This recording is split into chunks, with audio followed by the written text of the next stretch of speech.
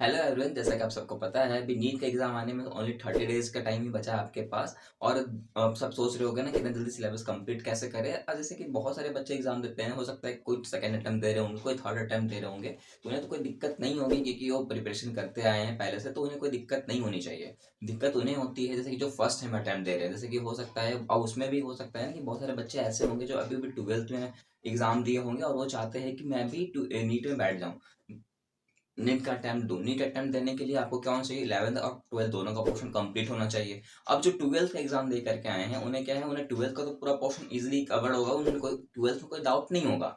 Doubt आती है 11th में। 11th का पोर्शन इतनी जल्दी आप कंप्लीट कैसे करिए, है ना, 30 डेज के अंदर 11th का पोर्शन कंप्लीट होगा कैसे। तो उसके लिए मैंने जो है मैंने मेरे चैनल पे आप विजिट करें और वहां पर मैंने पूरी शॉर्ट नोट्स आपको दी हुई है। उस शॉर्ट नोट्स के अंदर आप 22 आवर के अंदर आप पूरी 11th की बायोलॉजी और 12th की बायोलॉजी को इजीली कवर कर सकते हैं।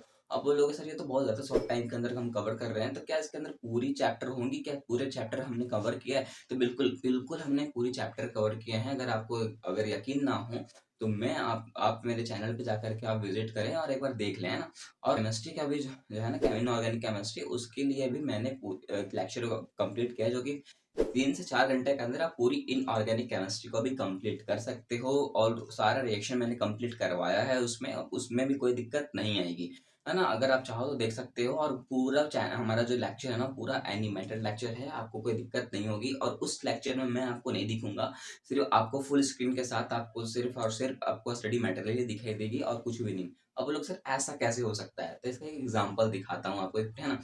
देख सकते हो यहाँ पर। सबसे पहला प्रोसेस क्या है? Contact and lead chamber process. अब ये देखो, इसमें एक ट्रिक है। देखिए, जो सलमान खान सर है ना, जो सलमान खान सर है वो अपने कांटेक्ट के लोगों को लीड रोल देते हैं। सलमान खान सर जो हैं वो अपने कांटेक्ट के लोगों को लीड रोल प्ले करने के लिए देते हैं। तो सलमान से याद आएगा आपको सल्फ्यूरिक एसिड, सल से सल्फ्यूरिक एसिड, कांटेक्ट से आना चाहिए कांटेक्ट प्रोसेस, और लीड से लीड चैम्बर प्रोसेस। तो कांटेक्ट प्रोसेस और लीड चैम्बर प्रोसेस के थ्रू हमें क्या मिलेगा? हमें उस प्रोसेस में सल्फ्यूरिक एसिड कैसे बनता है वो देखने को मिलेगा। एक है डेकन प्रोसेस। डेकन प्रोसेस के थ्रू हमें क्या फॉर्म होता है? डेकन प्रोसेस के थ्रू हमें Cl2 का फॉर्मेशन होता दिखाई देता है।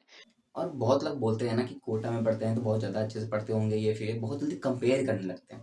अब जानते ही क्या हो अरे कोटा के बारे में, क्या है कोटा? क्या सिलेक्शन देने के लिए वो काम करती है?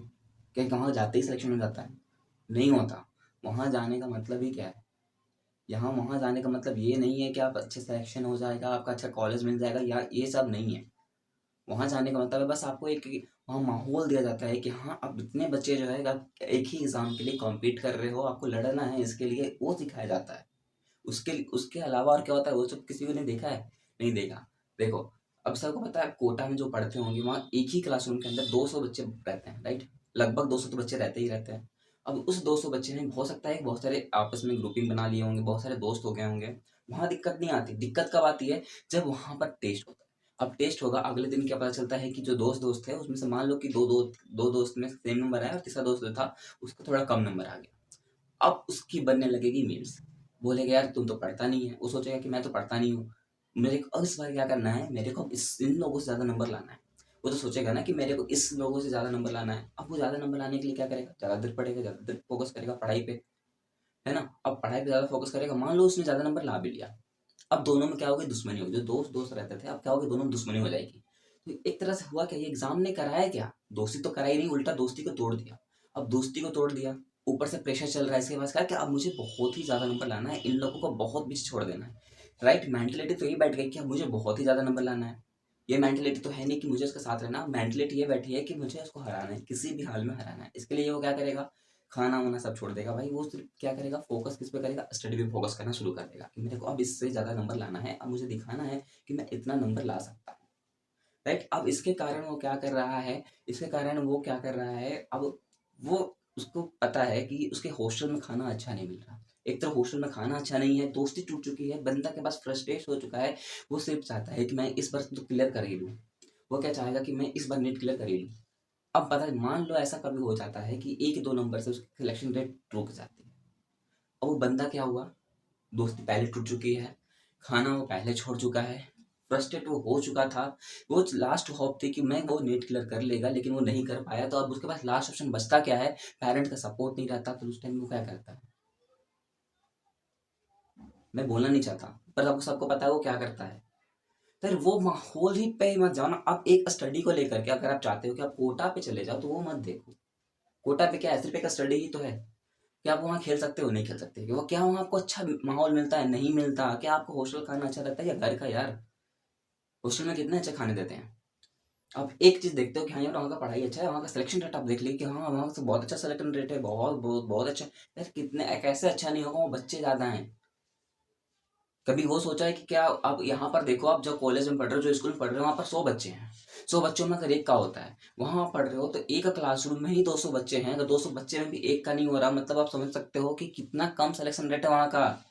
आप ये समझो ना। आप कोटा कोटा क्या रेट लगा के रहते हो यार? कोटा क्या सिलेक्शन देता है आपको? कुछ नहीं देता भाई। उल्टा फ्रस्ट्रेट हो जाते हो आप वहां जा करके। तो आप वहां पढ़ो ना जहाँ आप सेफ हो। सिंपल सी बात है, आप घर में रहो, घर में रह के पढ़ो। क्या दिक्कत है? तो आपको अगर नोट्स ही चाहिए, अच्छे नोट्स चाहिए, तो नोट्स लो ना। राइट? आप समझ रहे हो मैं क्या कहना चाहता हूँ? यार कोटा पे देखो, फोकस मत करो। आपको फोकस करना है कि मैं बस नीट के लिए भी सिलेक्शन हो जाऊँ। उसके लिए क्या करना है? उसके लिए 600 प्लस नंबर आना चाहिए। अब 600 नंबर प्लस कैसे आए? तो एक आप रूटीन बनाओ, एक टाइम टेबल बनाओ ना कि आपको कितना लेक्चर एक दिन में कंप्लीट करना है, कितना चैप्टर एक दिन में कंप्लीट करना है। अब कंप्लीट होगा कैसे? सबसे पहले टाइम टेबल बनाओ। टाइम टेबल में लिखोगे सबसे तो पहले क्या कंप्लीट करना है, बायोलॉजी, फिजिक्स या केमिस्ट्री। तो मैं तो बोलूंगा सबसे पहले बायोलॉजी कंप्लीट करो, उसके बाद केमिस्ट्री, उसके बाद फिजिक्स पे जाओ। अब मैं ऐसा क्यों कह रहा हूँ उसके लिए भी समझो यार, ऐसा मैं क्यों कह रहा हूँ। बायोलॉजी आपको सबसे ज्यादा नंबर देता है, सबको पता है 360 नंबर वो बायोलॉजी के पास ही है। अब वो भी कंप्लीट नहीं कर सकते कि ज्यादा क्वेश्चन किससे आता है, 12 से या 11 से। कभी 11 ज्यादा हो सकता है, कभी 12 से भी ज्यादा हो सकता है, कोई फिक्स नहीं होता। लेकिन हम मानते हैं कि 12 से पोर्शन जो होता है वो 55% आता है, और 11 का पोर्शन 45% अप्रोक्स होता है। तो ज्यादा पोर्शन आपको रहता है 12 से, पर इसका मतलब ये नहीं कि आपको 11 फेंक देना है। 11 में सबसे इंपॉर्टेंट जो चैप्टर है वो मैं बताता हूँ, वो है सेल बायोलॉजी और प्लांट फिजियोलॉजी। इसके अलावा प्लांट किंगडम और एनिमल किंगडम, यही 4 मेन चैप्टर है उसमें से, जिससे ज़्यादा क्वेश्चन आते हैं, ज़्यादा से ज़्यादा आपको डिफिकल्ट बनाते हैं। लेकिन ये सब बोलने की बात है, आप सोचते हो ना कि यार प्लांट किंगडम कैसे कंप्लीट होगा, एनिमल किंगडम कैसे कंप्लीट होगा, सब सोचो ही मत, ऐसा माइंडलिटी आना ही मत दो। अब स्टार्टिंग से पढ़ो ना। स्टार्टिंग से कैसे पढ़े सर, कैसे कंप्लीट कर सकते हैं ऐसा? डाउट तो आना चाहिए। तो स्टार्टिंग से अगर आपको कंप्लीट करना है तो एक सीरीज बनाओ पहले। उस चैप्टर का सीरीज रहना चाहिए कि सबसे पहले आप कंप्लीट करो जेनेटिक्स, या कंप्लीट करो जेनेटिक्स। अब जेनेटिक्स में भी 2 वेरिएंट होते हैं, एक होता है प्रिंसिपल ऑफ इनहेरिटेंस, दूसरा होता है मॉलिक्यूलर बेसिस ऑफ इनहेरिटेंस। तो आप पहले कंप्लीट करो प्रिंसिपल को, उसके बाद आओ मॉलिक्यूलर पे। अब ऐसा मैं क्यों कह रहा हूँ? देखो, प्रिंसिपल ऑफ इनहेरिटेंस में आपको क्या पढ़ना है, जेनेटिक्स के बारे में थोड़ा सा नॉलेज दे दिया जाता है कि जीन क्या होता है, इससे क्रोमोसोम क्या होता है। राइट? और उसके बीच में ही आप कंप्लीट करते हो, मतलब आपको क्रोमोसोम के बारे में अच्छा खासा नॉलेज उसमें हो जाता है। मॉलिक्यूलर बेसिस ऑफ जब आप पढ़ेगा, तो मॉलिक्यूलर बेसिस में आपको जीन और डीएनए सब समझाया जाता है, यहाँ तक कि म्यूटेशन भी आपको बताया जाता है। तो आपको इस जेनेटिक्स से चैप्टर में आपको क्लियर हो जाएगा कि गैमेट का फॉर्मेशन कैसे होता है, क्रोमोसोम का फॉर्मेशन कैसे होता है, जीन कहाँ पर प्रेजेंट होता है, ये सब आपको पता चल जाएगा। अब इसके बाद आप पढ़ो क्या, रिप्रोडक्शन। अब ह्यूमन रिप्रोडक्शन जब आप पढ़ोगे ना, तो आपको वहाँ कोई दिक्कत नहीं होगी, मेल गैमेट क्या है, फीमेल गैमेट क्या है, इससे कैसे क्रोमोसोम बनेगा, ये सब आपको कोई दिक्कत उस जगह पे नहीं होगी। अब उसके बाद आपको क्या पढ़ना है, उसके बाद आप पढ़ो इवोल्यूशन को। इवोल्यूशन को क्यों पढ़ोगे कि आपको पता चलेगा कि ऑर्गेनिज्म का फॉर्मेशन कैसे होता है। अब जब ऑर्गेनिज्म डेवलप हो गया तो उसके अंदर क्या क्या होता है। सिंपल सी बात है, हम क्या एक ऑर्गेनिज्म है, तो हमारे अंदर क्या क्या है, हमारे अंदर क्या क्या होगा। हमारे अंदर ऑर्गन सिस्टम होगा, ऑर्गन्स होंगे, कुछ टिश्यूज हैं, कुछ सेल्स हैं, यही सब तो हैं। तो आपको जैसे ये हो सकता है, अब कौन सा सिस्टम होगा, तो डाइजेस्टिव सिस्टम होता है, रिस्पिरेटरी सिस्टम होता है, एक्सक्रेटरी सिस्टम होता है। तो ये सारे सारे चैप्टर्स भी हैं, हम सबको पता है 11th में चैप्टर्स दिए हुए हैं। तो सबसे पहले आप कंप्लीट करो डाइजेस्टिव सिस्टम को, उसके बाद आप कंप्लीट करो रेस्पिरेटरी सिस्टम को, उसके बाद आप आओ एक्सक्रेटरी सिस्टम पे। तो एक सीक्वेंस बनता जा रहा है कि नहीं बनता जा रहा, बिल्कुल बनता जा रहा है। अब उसके बाद आपको क्या कंप्लीट करना चाहिए, उसके बाद आप कंप्लीट करो आप सेल बायोलॉजी को। किसको कंप्लीट करो, सेल बायोलॉजी को। सेल बायोलॉजी पढ़ने के बाद आप आ जाओ प्लांट फिजियोलॉजी पे। प्लांट फिजियोलॉजी भी बहुत इंटरेस्टिंग चैप्टर है। उसको टफ मत बनाओ, उसको टफ बनाने की जरूरत नहीं है यार। अगर आपको लगता है ना वो बहुत ही टफ है, तो आप एक बार मेरा लेक्चर जाकर देख लो, आपको बहुत ईजी लगने लगेगा, क्योंकि मैंने बहुत ही अच्छे से एक्सप्लेनेशन दिया है उसमें, है ना। उसके बाद आप क्या करो, इसको जब कंप्लीट कर लोगे, उसके बाद आप कंप्लीट करने आ जाओ प्लांट फिजियोलॉजी। प्लांट फिजियोलॉजी पे कंप्लीट हो जाएगा तो उसके बाद आप फिर प्लांट किंगडम पे, उसके बाद आप एनिमल किंगडम पढ़ो, और लास्ट में पढ़ो इकोलॉजी को। इकोलॉजी को लास्ट में इसलिए रखा है क्योंकि वो बहुत ईजी है। राइट? वो बहुत ही ज़्यादा ईजी है आपको। अब अगर आप उसको भी सोचोगे ना यार बहुत बड़ा चैप्टर है, इकोलॉजी में बहुत सारे क्वेश्चन आते हैं, बहुत बड़ा चैप्टर है, बहुत डिफिकल्ट होगा, तो आप कभी क्लियर नहीं कर पाओगे। आप ये सोचो कि वो चैप्टर ही तो है, राइट? जितना चैप्टर हम कंप्लीट करते आते हैं वो भी कर लेंगे। कुछ भी ऐसा थोड़ी है कि कुछ आप सुने नहीं होगे ना। आप 7 8 9 10 11 12 कुछ तो पढ़े होगे, उसी से तो रिलेटेड है। अगर मैं बोलूँ कि कार्निवोरस, तो क्या आपको कार्निवोरस नहीं पता क्या यार? पता होगा। तो उसमें है ही क्या, वही तो है, प्राइमरी कंज्यूमर नाम लिख दिया वहाँ, सेकेंडरी कंज्यूमर क्या है, टॉप कंज्यूमर, यही नाम रख दिया है, बस नाम अलग है, फंक्शन तो वही है ना। बस आपको वही तो समझना है उसमें। तो उसमें कोई दिक्कत नहीं होनी चाहिए। मैं आज बोल सकता हूँ कि अगर आप ये जो चैप्टर मैंने बताया, उस चैप्टर अगर आप कंप्लीट करते हो तो 300 प्लस मार्क्स इधर से आ जाएंगे। अब 300 प्लस मार्क्स अगर आपको इधर आते हैं तो बचे कितने, 300 और चाहिए, 300 और चाहिए, तो अब बचे कितने? अब देखो, अब है हमारा फिजिक्स और केमिस्ट्री। केमिस्ट्री से तो आप कम से कम 180 में से आप 170 तो ला ही सकते हो। नहीं ला सकते क्या? ला सकते हो, और कोशिश करने से जरूर आ सकता है। अगर इसमें भी ट्रिक जानना है ना, तो केमिस्ट्री को कैसे पढ़ना है, तो केमिस्ट्री को सबसे पहले आप पढ़ो इनऑर्गेनिक केमिस्ट्री को, फिर ऑर्गेनिक केमिस्ट्री पे, फिर आप आओ फिजिकल पे। अब ऐसा क्यों? देखो, इनऑर्गेनिक जब कंप्लीट करोगे तो आपको पूरा पीरियोडिक टेबल याद हो जाएगा। पीरियोडिक टेबल जब आपको याद हो जाएगा तो आपको इलेक्ट्रोनेगेटिविटी क्या होती है, एसिडिक स्ट्रेंथ कब बढ़ता है कब घटता है, एटॉमिक साइज क्या होता है, कब बढ़ेगा कब घटेगा, ये सब आपको क्लियर हो जाएगा। ये सब जब आप क्लियर हो जाएगा तो आप बॉन्डिंग सीख जाओगे। बॉन्डिंग जब आप सीख जाओगे तो आप आराम से ऑर्गेनिक सॉल्व कर सकते हो, क्योंकि उसमें ज्यादा क्या होता है, बॉन्डिंग में ही प्रॉब्लम होती है, नॉमेनक्लेचर में प्रॉब्लम होता है। तो अगर आपको पूरा पीरियोडिक टेबल ही क्लियर हो जाएगा तो आपको बॉन्डिंग में ना ही तो कोई दिक्कत होगी, ना ही आपको नॉमेनक्लेचर में कोई दिक्कत आएगा। अगर आप चाहो कि आप फिजिकल में, तो फिजिकल में क्या है, फिजिकल में फुल फॉर्मूलाज हैं, फॉर्मूलाज को आप किसी तरह याद कर लो तो आप क्वेश्चन सॉल्व कर सकते हो, एम आई राइट?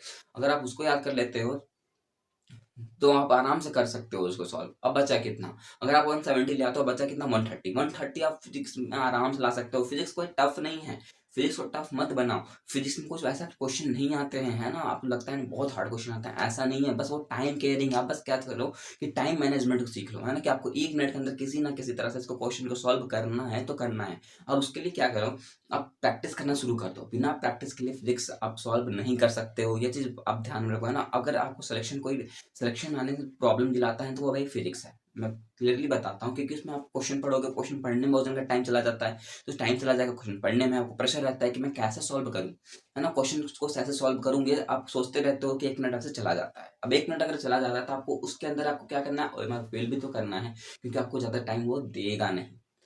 तो ये मैं कह रहा हूँ कि अगर आपको फिजिक्स सॉल्व करना है ना, तो फिजिक्स में 5 चैप्टर्स बहुत इंपॉर्टेंट है। अगर आप उसको याद कर लेते हो तो 100 नंबर उधर से आ जाएंगे मेरे भाई। अगर आप 100 नंबर उधर से ले आते हो ना, तो आपको 570 प्लस स्कोर हो जाएगा, जो कि आप सिलेक्शन आराम से ले सकते हो कोई भी कॉलेज में, है ना?